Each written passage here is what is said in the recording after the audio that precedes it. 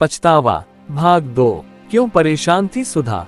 सुधा सब सामान तन्वी को दे रही थी, तभी किचन में पिंटू आया और बोला, मम्मी वह तोंदू का फोन आया है, मैंने फोन होल्ड पर रखा है, जल्दी चलो बात करने। तन्वी दीदी के इस रवैये से हैरान थी। आखिर दीदी को उस फ्लैट में रहने वालों से क्या लेना देना है, इतनी दिलचस्पी क्यों है। दीदी जैसे लोग ही सच्ची झूठी बातों में मिर्च मसाला लगाकर अफवाहें फैलाते हैं। दीदी का तो यह नया रूप देखने को मिल रहा था उसको।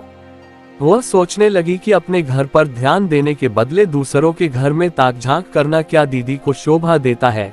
तन्वी अपने विचारों में खोई हुई थी कि तभी सुधा उसके पास आई और बोली, तन्वी नाश्ते के लिए शक्करपारे बना लेते हैं, चाय के साथ अच्छे लगते हैं खाने में। हाँ दीदी सही कह रही हो, तुम मुझे सब सामान दे दो, मैं शक्करपारे बनाने की तैयारी करती हूँ। सुधा सब सामान तन्वी को दे रही थी, तभी किचन में पिंटू आया और बोला, मम्मी वह तोंदू का फोन आया है, मैंने फोन होल्ड पर रखा है, जल्दी चलो बात करने।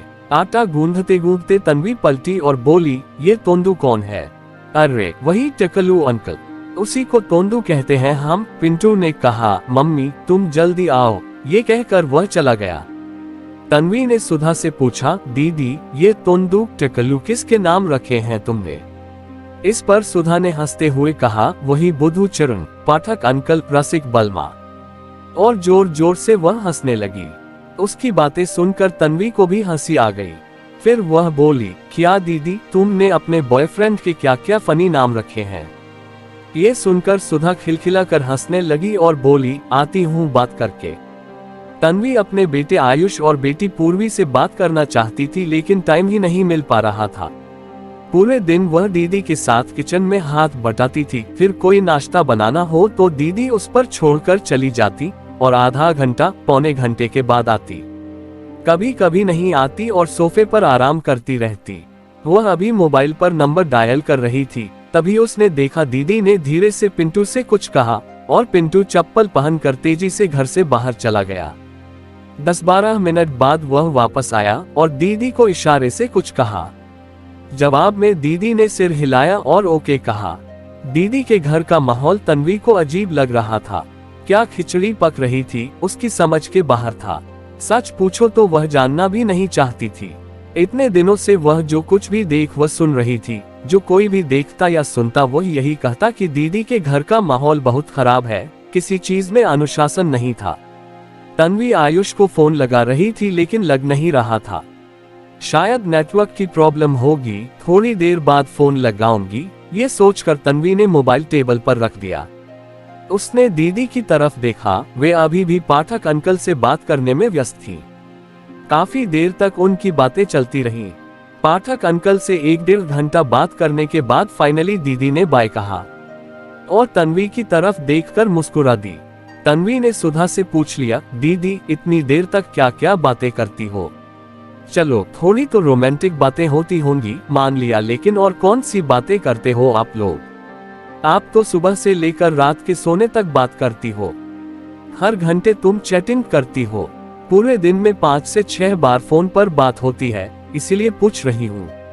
इस पर सुधा बोली, अरे तू नहीं जानती इस बुद्धूचरण को, पता नहीं किसी और औरत से चक्कर न चला ले, इसलिए पूरे दिन इसी बहाने उस पर निगरानी रखती हूँ। उससे घर की सब बातें पूछती रहती हूँ, उससे उसकी दिन भर की दिनचर्या का पता चल जाता है। वे भी मुझसे छोटी से छोटी बातें शेयर करते हैं, कितना बैंक बैलेंस है, उनकी बहन को राखी पर क्या गिफ्ट दिया, वे कहाँ जाने वाले हैं, कब आएंगे, सब बातें मुझे मालूम होती हैं। यहाँ तक कि वे मुझसे सलाह भी लेते हैं। मैंने अपनी उंगलियों पर उनको नचा रखा है। मैं फोन करूं और वे फोन न उठाएं, इतनी मजाल नहीं है उनकी, इसीलिए उनकी पल पल की खबर रखती हूँ। वह कहते हैं न, बंदर बूढ़ा हो जाए तो क्या गुलाटी खाना नहीं भूलता। उनको लगता है मैं उनकी कितनी परवाह करती हूँ, उनसे कितना प्रेम करती हूँ, लेकिन ये तो एक दिखावा है तुम्हारा, है ना दीदी। तन्वी तपाक से बोली, हूँ, और सुधा ने सहमति में अपना सिर हिलाया। तन्वी ने फिर पूछा, उनकी फैमिली नहीं है क्या। उनकी फैमिली है, सुधा ने जवाब दिया, 2 बच्चे हैं, दोनों विदेश में रहते हैं। उनकी वाइफ वेल एजुकेटेड है और दिखने में भी बहुत सुंदर है। सुधा पाठक अंकल के बारे में बता रही थी, तभी निशा कमरे में अपने मोबाइल का चार्जर ढूंढती हुई आ गई। उसको देखते ही सुधा ने निशा से पूछा, अरे तूने लिस्ट बना ली है ना? तुझे बर्थडे पर क्या क्या चाहिए? थोड़ा महंगा ही पसंद किया है ना तूने? और सुन, पाठक अंकल को फोन करके लिस्ट का सामान लिखवा दे या फिर व्हाट्सएप पर लिस्ट भेज दे। इस पर निशा ने कहा, यह आप जाने कितनी बार मुझे बोल चुकी हो। मैंने लिस्ट बना ली है। पाठक अंकल को ही फोन करने जा रही थी, तभी पता चला मोबाइल में चार्जिंग ही नहीं है। मैं फोन चार्ज होते ही उनको कॉल कर लूंगी, तुम उसकी चिंता मत करो। हाँ वह तो सब ठीक है, लेकिन थोड़ी चिकनी चुपड़ी बातें करना उनसे, थोड़ी लच्छेदार, समझ गई ना? सुधा ने निशा से कहा। निशा ने कहा, हाँ मम्मी, सब मालूम है मुझे कैसे बात करनी है उनसे। हर बार तो बताती हो ये बोलना वह बोलना, कोई पहली बार थोड़ी न लिस्ट दे रही हूँ। निशा और सुधा की बातें चल ही रही थी, तभी सुधा के फोन की रिंगटोन बज उठी। सुधा ने फोन उठाया और बोली, समीर 5 मिनट रुको न प्लीज, मैं थोड़ा बिजी हूँ। I call you later. ये कहकर सुधा ने फोन रख दिया। उसने निशा को कुछ समझाया, फिर निशा चली गई। फिर सुधा ने समीर से करीब 45 मिनट बात की। बात करते करते बीच में हंस भी रही थी। तन्वी सोच रही थी कि यह भी कोई बॉयफ्रेंड ही होगा दीदी का।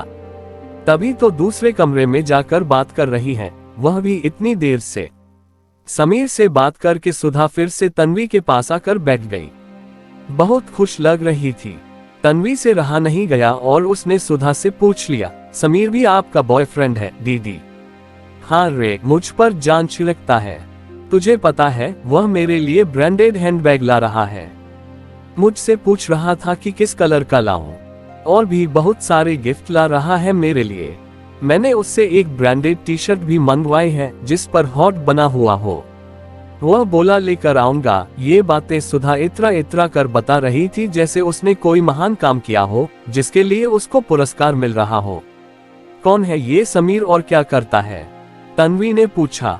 हमारी ही बिल्डिंग में रहता है, मैनेजर की पोस्ट पर काम करता है। उसकी सैलरी भी बहुत अच्छी है, दिल खोलकर खर्च करता है। मेरे बिना वह रह नहीं सकता, सुधा ने कहा। तन्वी ने पूछा, विवाहित है या अविवाहित? इस पर सुधा ने कहा, विवाहित है। उसके 2 बच्चे भी हैं। मेरे से 10-11 साल छोटा है। उसकी वाइफ जॉब करती है या हाउसवाइफ है?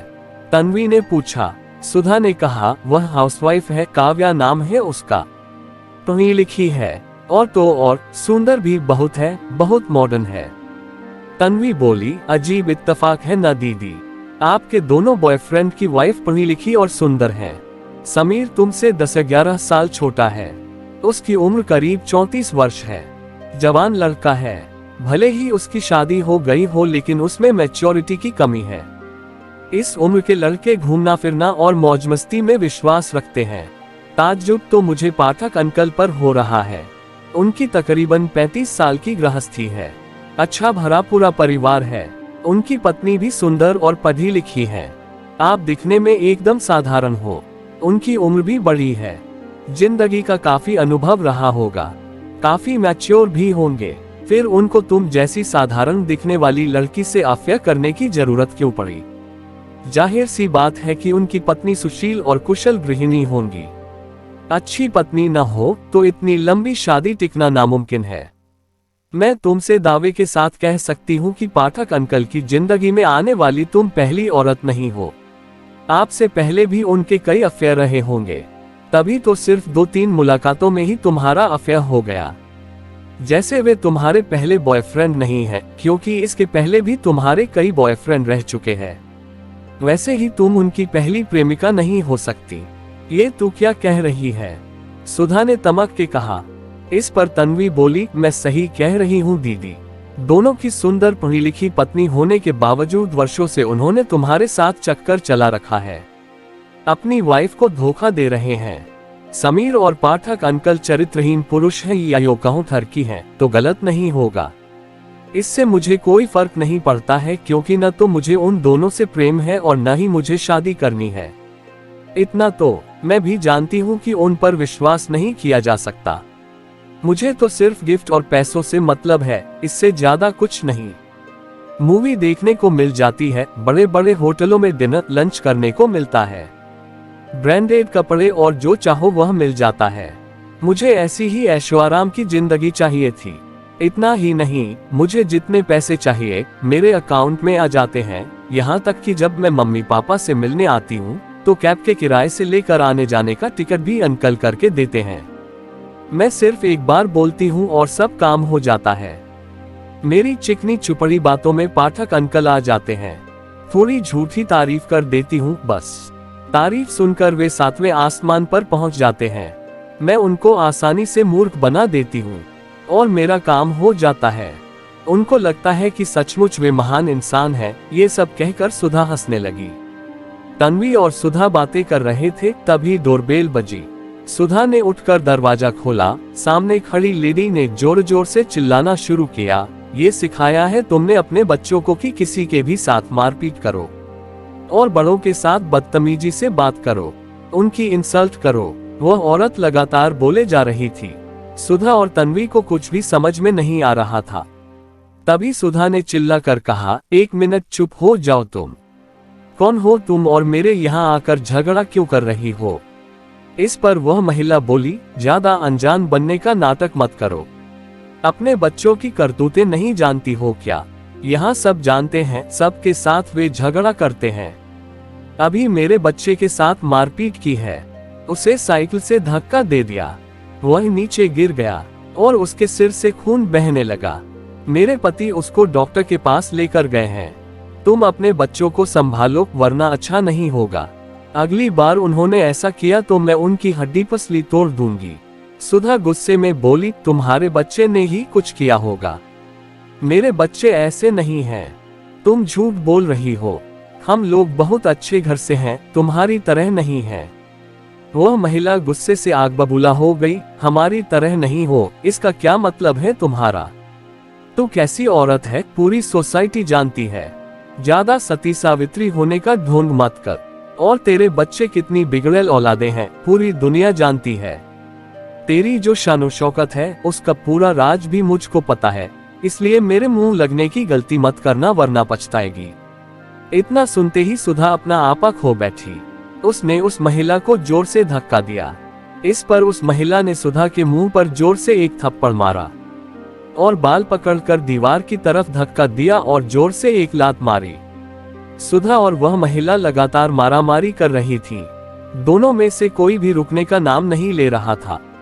बिल्डिंग के बाकी लोग इनको रोकने के बजाय लड़ाई का मजा ले रहे थे और उस महिला को और सुधा को उकसा रहे थे। उनमें से एक आंटी बोल रही थी, मार और मार। इसने और इसके बच्चों ने नाटक मचा रखा है। तन्वी को समझ नहीं आ रहा था कि इनकी लड़ाई कैसे रोके। बीच बचाव करते हुए यदि उसको एकाध थप्पड़ या लात पड़ गई तो। उनके बीच घमासान चालू था। उसने वहीं खड़ी एक महिला को मदद के लिए इशारा किया और बड़ी मुश्किल से उनका झगड़ा रोका। जाते जाते वह महिला सुधा से बोली, तेरे को तो मैं देख लूंगी, तेरे को इतनी आसानी से छोड़ूंगी नहीं मैं। तेरे घर में तेरे बच्चों की शिकायत लेकर आई थी और तूने मेरे साथ मारपीट की, तेरी ईंट से ईंट बजा दूंगी। वह औरत सुधा को धमकी देकर चली गई। सुधा और तन्वी घर में आ गए। सुधा कुछ लंगड़ा कर चल रही थी। उस औरत ने लात जोर से मारी थी। उसको लंगड़ाता देखकर तन्वी बोली, क्या हुआ दीदी? सुधा ने कहा, अरे उस औरत ने लात बहुत जोर से मारी थी, इसलिए थोड़ा चलने में दिक्कत हो रही है बस। वह औरत बहुत हट्टी कट्टी थी, लात तो जोर से ही पड़ी होगी। ये सोचकर न चाहते हुए भी तन्वी अपनी हंसी रोक न पाए और हंस पड़ी।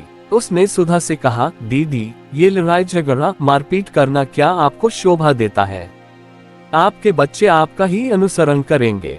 इतने में पिंटू और निशा घर पर आ गए। कहाँ रह गए थे तुम लोग? सुधा ने बच्चों से पूछा। पिंटू बोला, हम तो घर ही आ रहे थे, लेकिन जब आपको उन आंटी के साथ मारपीट करते देखा तो हम लोग डर कर भाग गए। कहीं वे आंटी हमारी भी पिटाई न कर दें। ऐसे डरने की जरूरत नहीं है। अगली बार वह झगड़ा करे तो उसकी जमकर पिटाई करना। मैं देख लूंगी वह क्या करती है। अभी तुम हाथ पैर धोकर कपड़े बदल लो, सुधा बोली। बच्चों ने स्वीकृति में सिर हिलाया और चले गए। अब तन्वी ने सुधा से कहा, दीदी यह क्या उल्टा सीधा पाठ बच्चों को सिखा रही हो? उन्हें लड़ाई झगड़ा करने से रोकने के बदले आप उन्हें उकसा रही हो। और वैसे भी उनकी हमेशा, चाहे स्कूल हो या तुम्हारी सोसाइटी, शिकायतें आती ही रहती हैं। अभी तो वे बच्चे हैं, लेकिन ये यदि उनकी आदत ही बन गई तो बड़े होने के बाद भी उनका लड़ाई झगड़ा करना चालू रहेगा। इस पर सुधा बोली, यह अपना ज्ञान अपने पास रख। मुझे मालूम है बच्चों की परवरिश कैसे करना है और उनको क्या सिखाना है और क्या नहीं। तन्वी सोचने लगी, अंधे के आगे रोना और अपने नैन खोना, इनको कुछ भी समझाना बेकार ही होगा। उसने चुप रहना उचित समझा। तन्वी को सुधा के घर पर अच्छा नहीं लग रहा था। उनके घर का वातावरण भी उसे ठीक नहीं लग रहा था। वह तो सुधा के पास ये सोच कर आई थी कि कुछ दिन दीदी के साथ रहेगी तो थोड़ा चेंज हो जाएगा। और फिर बच्चे भी घर पर नहीं थे। उसने सोचा कि अब उसे अपने घर चले जाना चाहिए। वैसे भी जब से वह आई है, दीदी औपचारिकता ही अपना रही है। अपनेपन का तो कोई नामो निशान ही नजर नहीं आ रहा। उसको काम में बिजी कर देती है और फिर मोबाइल पर घंटों समीर, पाठक अंकल और न जाने किस किस से बातें करती रहती है। और तो और सुबह दूध ब्रेड लेने जाती है तो किसी बाइक वाले पर फिदा हो गई। पता नहीं और कितने गुल खिलाएगी। तन्वी ने अपना पहले वाला टिकट रद्द कर दिया। उसके हिसाब से उसे और 8 दिन रुकना पड़ता। वह जल्दी से जल्दी दीदी के घर से जाना चाहती थी, इसलिए अगले दिन के लिए टिकट बुक करने लगी। लेकिन अगले दिन का टिकट उपलब्ध नहीं था, इसलिए उसने परसों का टिकट बुक कर लिया। और ये बताने के लिए वह सुधा के पास जा रही थी, तभी निशा ने सुधा को आवाज लगाई और कहा, मम्मी आपके लिए फोन है। किसका फोन है? सुधा ने बाथरूम के अंदर से ही पूछा। समीर अंकल का, निशा ने कहा। इतने में मोबाइल पर गेम खेलते हुए पिंटू ने हंसते हुए कहा। समीर हवा का झोंका तो निशा भी हंसने लगी। दोनों ने एक दूसरे के हाथ पर हाथ मारा और फिर और जोर जोर से हंसने लगे। तन्वी खड़े रहकर यह सब चुपचाप देख रही थी। दीदी तो अब समीर से बात करेगी, ये सोचकर वह अपने कमरे में जाने लगी। फिर उसको ख्याल आया कि कल मार्केट भी जाकर बच्चों के लिए गिफ्ट लेने हैं, पैकिंग भी करनी है। दीदी को टिकट के बारे में बताना भी जरूरी है। उसको सामने देखकर दीदी समीर से जल्दी बात करके भी फोन रख सकती है, नहीं तो 1.5-2 घंटे करेगी। सुधा समीर से बात कर रही थी। तन्वी को उनकी बातें सुनने में कोई रुचि नहीं थी। बेमन से वहां बैठी थी वह। तभी सुधा ने समीर से जो कुछ कहा वह सुनकर तन्वी चौंक गई। वह समीर से कह रही थी कि अभी हम मार्केट गए थे, वहां मैंने तुम्हारी पत्नी काव्या को किसी अनजान आदमी से बातें करते देखा। उसके साथ हंस हंस कर बातें कर रही थी। हमने सारी शॉपिंग कर ली, लेकिन फिर भी वह वहीं खड़े रहकर बातें करती रही। मेरी बहन भी साथ में थी, इसलिए ज्यादा देर में रुक न सकी। वे दोनों क्या बातें कर रहे थे इसका पता नहीं चल सका। हम लोग घर आए, तब तक वह वहीं थी। अभी घर आई है कि नहीं ये पता नहीं, जरूर उसका बॉयफ्रेंड ही होगा। वह तो आज मैंने इत्तेफाक से देख लिया, पता नहीं और कितनी बार मिली होगी उससे। आपको इस कहानी में सबसे अच्छा क्या लगा हमें नीचे कमेंट करके जरूर बताएं। अगर चैनल पर नए हैं तो सब्सक्राइब करना ना भूलें और शेयर करें अपने बाकी सभी मित्रों के साथ। मिलते हैं हम लोग ऐसे ही एक नई कहानी, एक नई सोच के साथ। धन्यवाद।